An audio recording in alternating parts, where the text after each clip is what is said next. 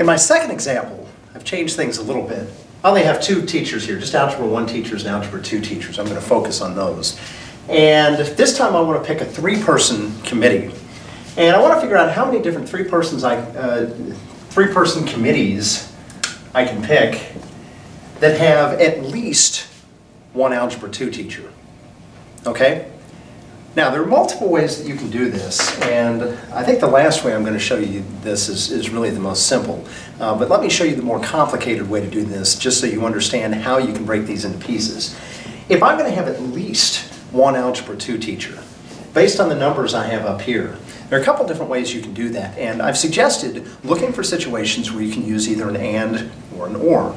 Okay? Well, to have one Algebra 2 teacher in a committee with three people, that could be one Algebra 2 and two Algebra 1 teachers. But that's not the only possibility. I could also have two Algebra 2 teachers and one Algebra 1 teacher. I could also have three Algebra 2 teachers. They could be all Algebra 2 teachers. And of course, zero Algebra 1 teachers, so I don't really need to list that.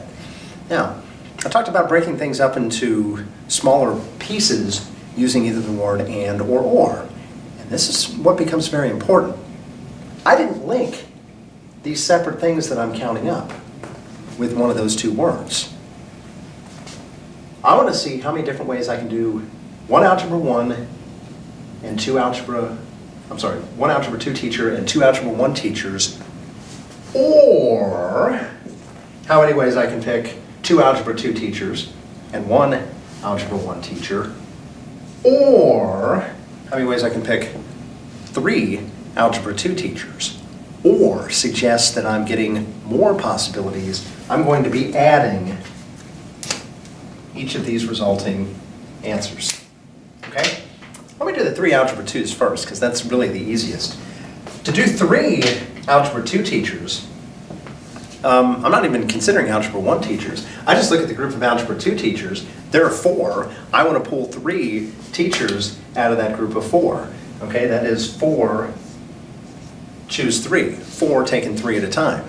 Again, order doesn't matter here. It's a committee, so I don't need a permutation. I need a combination. If you think about it, four taken three at a time, you're taking three, you're always leaving out one. There are going to be four different ways you can do that. And again, you can do that on the calculator, you can write the formula out using factorials, whatever's appropriate based on what the directions ask you to do. Okay? Now, if I want to find the probability of or how many different ways, no probability here, just counting. If I want to find the number of ways that I can pick two Algebra 2 teachers and one Algebra 1, well, once again, go back to the Algebra 2 teachers. I have four. I would like to choose two of them. Okay? So that is four, choose two. And I need to multiply by the number of ways that I can choose those Algebra 1 teachers. So that gets multiplied there. Algebra 1, I want one of them. There are five Algebra 1 teachers. So common sense says there are five ways you can do that. Technically, that's the combination of five taken one at a time. And if you work through this, this is going to end up being 6. Okay, if we write this in, this is 6. And 5 taken one at a time is 5. 6 times 5 is equal to 30. And so that's the number of ways that I could have two Algebra 2 and one Algebra 1. Okay, the final example. Or I could have one Algebra 2 teacher and two Algebra 1 teachers. How many ways can I pick one of these Algebra 2 teachers? There are four of them. There are four different ways I could choose one. Technically, that is a combination of four taken one at a time, and multiply. Two Algebra 1 teachers. Well, there are five Algebra 1 teachers. I want to take two of them, and we can do this calculation. And once again, 4 choose 1. There'll be four different ways that you can do that. The combination of 5 taken 2 at a time is going to end up being 10. Okay, so what I have here is 4 times 10, 40 different ways that I can choose those. Okay, now I've done all the ands. There are 40 ways I can do this, or 30 ways that I can do 2 Algebra 2 teachers, or 4 different ways that I can do the last. So that means I need to add each of these 3 totals together. And 40 plus 30 plus 4 is 74 different committees that I can choose. So a lot going on here, a lot of ands, a lot of ors. Now, there is a second possibility. I think this second possibility is a lot easier, but you have to do what is most comfortable for you. Going a completely different direction with this problem.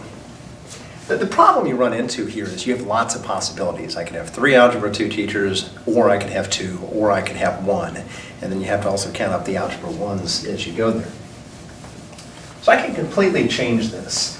When you notice that you're going to have a lot of different things that you have to add up, sometimes you can find a different angle on it. One thing that I could do here is I can find out how many total committees can be created. If I want to have at least 1 Algebra 2 teacher, having at least 1 Algebra 2 teacher, the opposite of that, the opposite of having at least 1 is to have no Algebra 2 teachers. Okay, it's called the complement of the event, the opposite. So I can either have at least 1, or I can not have at least 1. If I don't have at least 1, that's the same thing as having none. So what I can do here is I can find the total number of 3-person groups that I can pull out of these teachers. So the total possibilities. And I could subtract just the number of ways that I could pick groups that have no Algebra 2 teachers. If I subtract all of the groups with no Algebra 2 teachers, that's going to leave me with any other group that has at least 1, or 2, or 3. So I'm removing all the ones that have none, and that leaves me with the ones that have some. So that's going to be the total possible minus the number of groups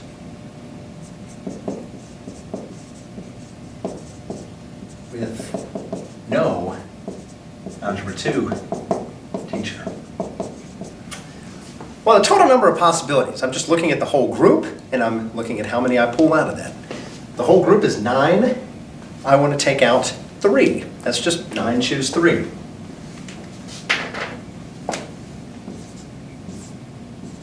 Okay?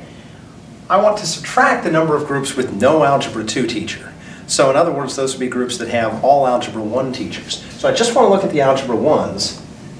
That is 5 choose 3. Okay? Now, calculations here, a little bit tougher than what I had before. 9 choose 3, that's going to be 9 factorial. Subtract the 2, 6 factorial, 3 factorial. If I expand this a little bit, 6 factorial is going to cancel everything down from the 6 on down. So that's going to leave me with, in the numerator, 9 times 8 times 7. In the denominator, I'm going to have 3 factorial left, which is just 6. Okay, unfortunately, still going to have to do a little bit of work here. 9 times 8 is 72. 72 times 7 is 504. So I'm going to have 504 divided by 6. 6 goes into 504.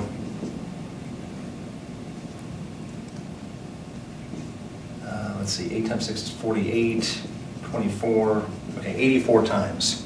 So this first value here is 84.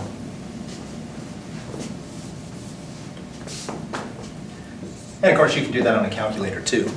And I'm subtracting the number of ways that I can have no Algebra 2 teacher. So all of my possibilities that I can have, removing all the ones that are just Algebra 1 teachers, that'll leave me with the groups that have to have at least 1 Algebra 2 teacher. Combination of 5 taken 3 at a time is 10. And when you subtract that, you end up with 74 different committees that you can create that have at least 1. So you can decide. You say at least 1 Algebra 2 teacher means that I could have 1 or 2 or 3 and add all of those up. Or do you just find out how many total there are and subtract all the groups that don't have any? It's using the idea of the complement, finding the opposite of that event, subtracting that out, leaving you with the event that you're really interested in.